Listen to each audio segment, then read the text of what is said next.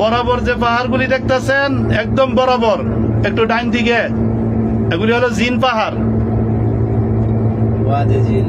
আর জায়গার নাম হলো ওয়াদি জিন। ওয়াদি জিন এই পাহাড়ের নমুনা আর অন্য পাহাড়ের নমুনা অনেক পার্থক্য।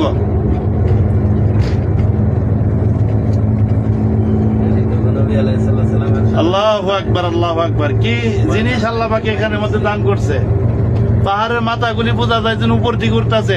এই যে দেখেন ডাইন পাশের পাহাড়টা তাকায় দেখেন, এই পাথরগুলি এগুলি কিন্তু পাথর, এগুলি মাটি না। বোঝা যায় যে পাথরগুলি শুক্কা হয়ে উপর দিকে উঠতেছে।